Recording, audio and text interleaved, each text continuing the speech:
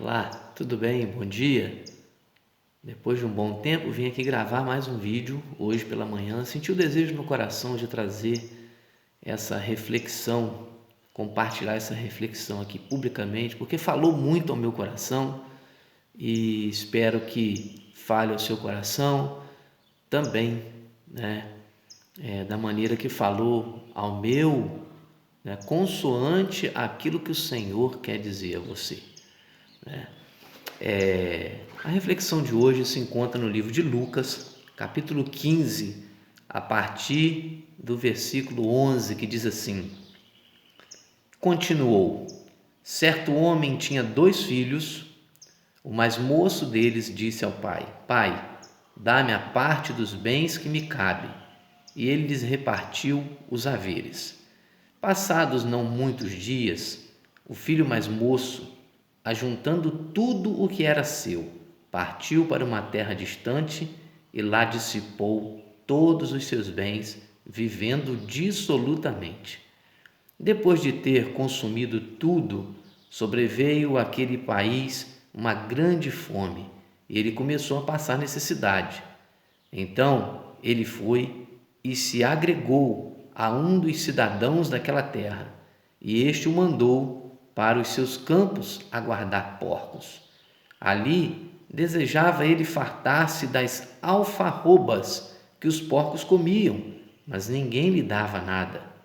Então, caindo em si, disse: Quantos trabalhadores de meu pai têm pão com fartura, e eu aqui morro de fome. Levantar-me-ei e irei ter com meu pai. E lhe direi: Pai, pequei contra o céu e diante de ti. Já não sou digno de ser chamado teu filho. Trata-me como um dos teus trabalhadores. Ou seja, como um de seus servos, em outra tradução.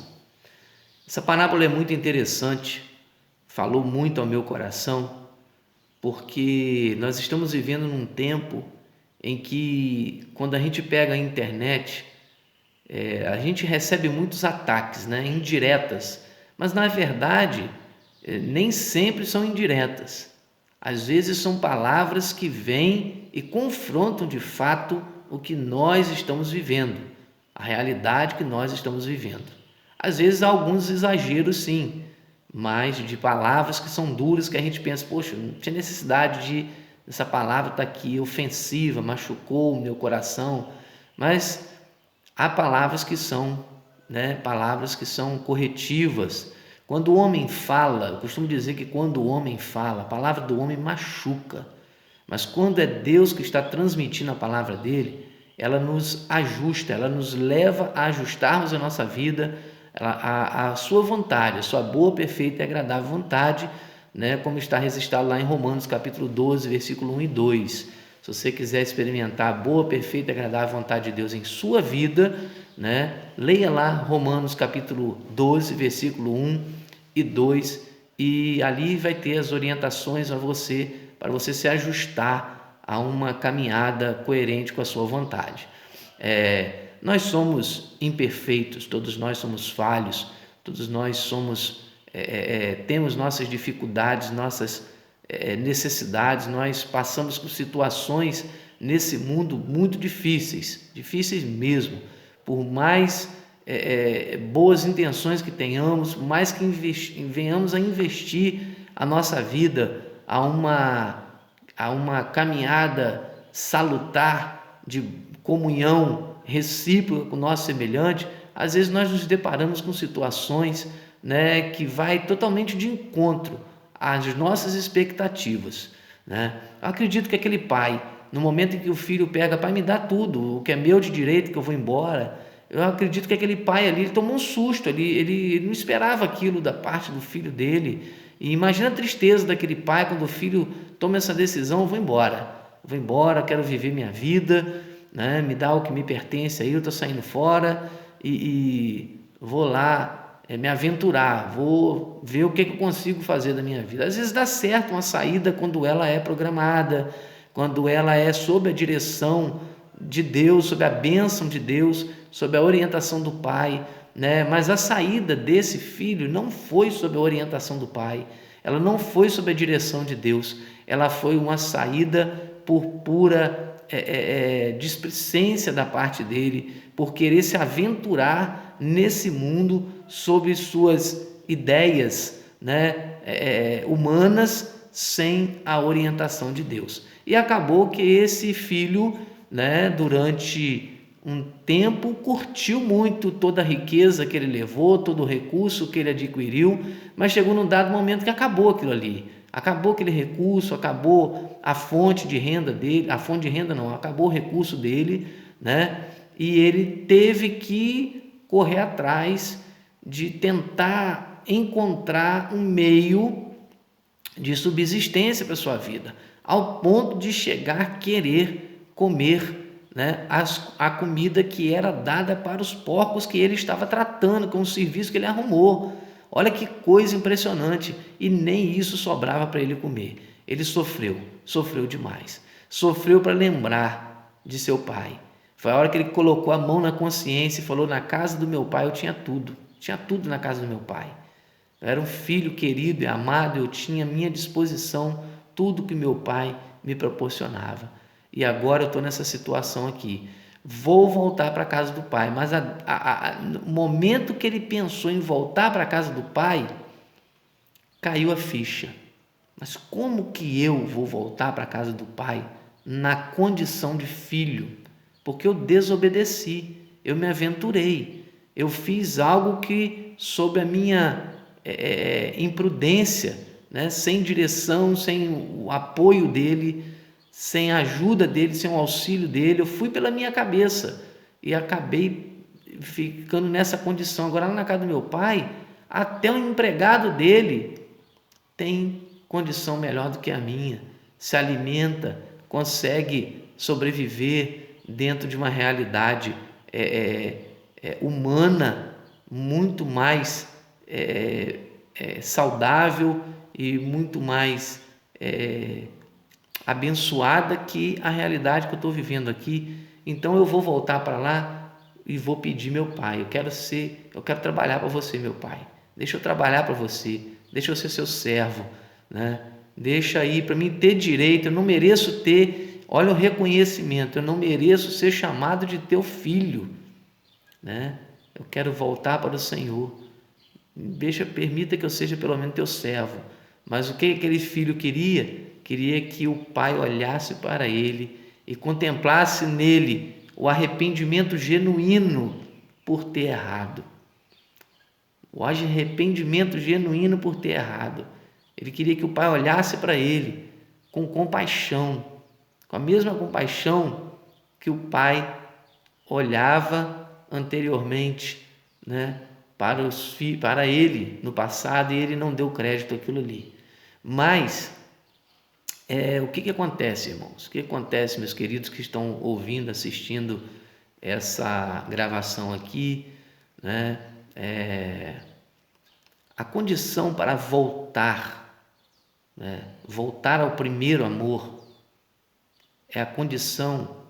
Não há outra condição para voltar ao primeiro amor senão por uma genuína submissão à autoridade constituída sobre sua vida.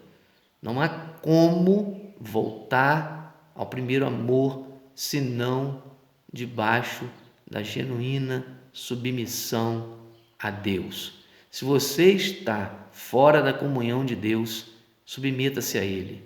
Se você não está fora da comunhão com seu pai, com a sua mãe, submeta-se a Ele, se você quer voltar ao primeiro amor, se você quer viver as bênçãos e promessas de Deus.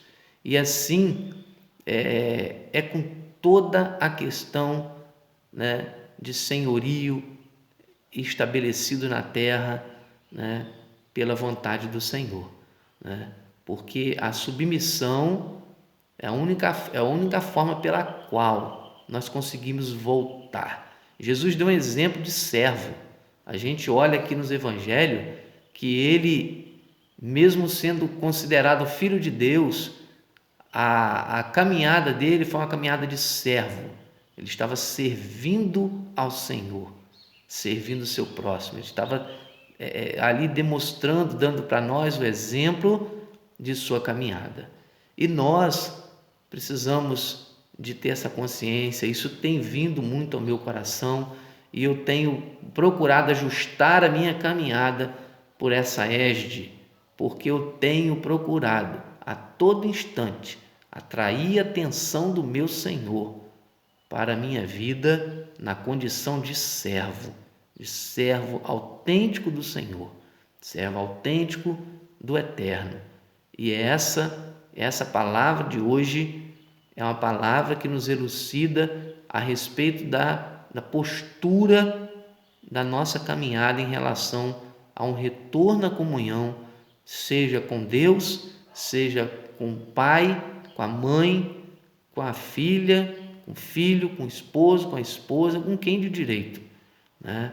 A Bíblia fala assim: humilhai-vos debaixo da potente mão de Deus, que Ele a seu tempo vos exaltará. Então, às vezes, nós queremos equacionar um problema, equacionar um relacionamento, mas não conseguimos, porque não há submissão da nossa parte, né? Mas acontece o caso também de estarmos submetidos a Deus e não sermos mais aceitos. Isso daí pode ocorrer, isso é uma decisão, né, de cada um, né? Isso é uma decisão de cada um. Mas uma coisa eu te falo: a essência de Deus, do Eterno, é o amor. Então, Deus jamais despreza um coração quebrantado e contrito. Onde há amor, onde Deus está presente, um coração quebrantado e contrito jamais é desprezado. Ele ouve, ele atende, ele responde, e não precisa ter palavras, porque as atitudes falam mais muito mais do que só falar, como canta a banda Oficina G3, né? O que a gente fala muito mais do que só falar. Então procure, meu querido, se você busca um retorno à comunhão, procure se estribar pelo caminho da submissão à autoridade que Deus colocou sobre a sua vida, porque esse é o caminho da vida, é o caminho da comunhão, é o caminho da felicidade, é o caminho pelo qual você vai identificar a luz do amor divino, direcionando você como um farol, né, lá na costa marítima, quando a gente está com o nosso barco naquele mar escuro, em densas trevas, a gente enxerga de longe, o marinheiro enxerga de longe o farol do amor, né, o farol do amor de Deus. Se de fato o senhorio que havia sobre a sua vida era um senhorio constituído por Deus, ali há amor.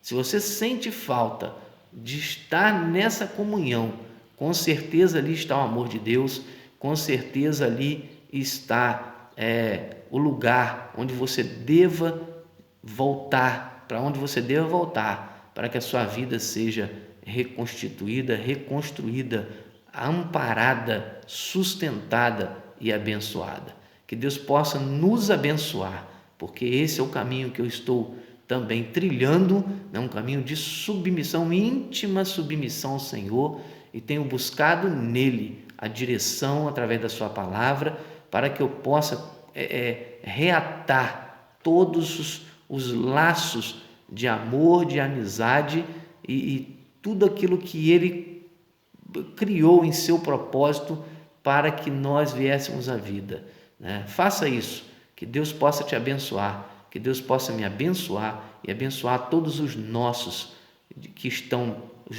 amados e aqueles que estão ligados direto ou indiretamente a nós, por qual motivo que for, né? Que Deus tenha misericórdia e compaixão de cada um de nós. Amém? Deus te abençoe. Muito obrigado pela sua audiência. Assine meu canal aí, né? Curte o vídeo e, se puder, compartilhe, né? Deus abençoe e até a próxima.